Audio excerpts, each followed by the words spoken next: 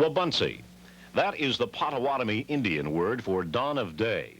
And in Wabaunsee County, this is the way day has dawned since the dawn of civilization, over smoky, flat-topped hills, almost unchanged from one millennium to the next. They are the last of the prairie, the last of the tall grass country, the last of the great Midwestern wilderness. The prairie, contrary to what you might have thought, is not just a big expanse of land the grass took over because nothing else wanted it. The prairie is the part of the earth the grass claimed for itself, a sea of blue stem that once extended all the way from Kansas to Ohio, from Texas to Canada. A lot of people rushing through here on their way to the excitement of the city or the spectacle of the Rockies might not even see the Flint Hills, but rancher John Hunn says this land beats anywhere he's seen. There's something that really touches your heartstrings when you see a new calf in the springtime or a herd of cattle on this lush prairie grass in the summer.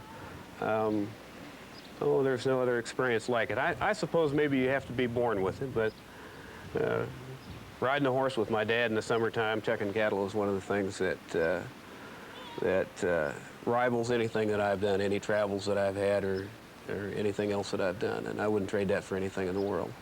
This spot where the Hunns have chosen to raise their family may seem almost imperishable, but even the prairie is delicate.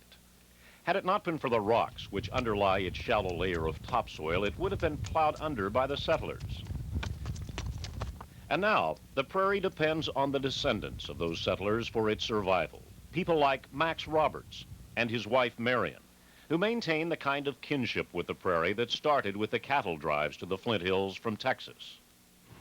They live in an old limestone farmhouse that once served as a stagecoach stop, and the buffalo still roam on their part of the prairie, about 3,000 acres of it south of Paxico.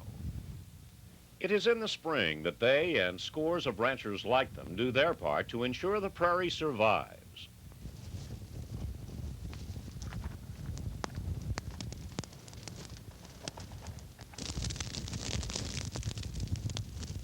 They set prairie fires, much like those the lightning used to set, terrifying everything in their paths. They move as fast as the wind, sometimes creating winds of their own. They are a vital, if violent, link in the ecology of the prairie, removing the dead grass and weeds and heating the soil for the grass to begin anew. Were it not for these fires, the grass would lose its hold and the prairie would turn to scrubland.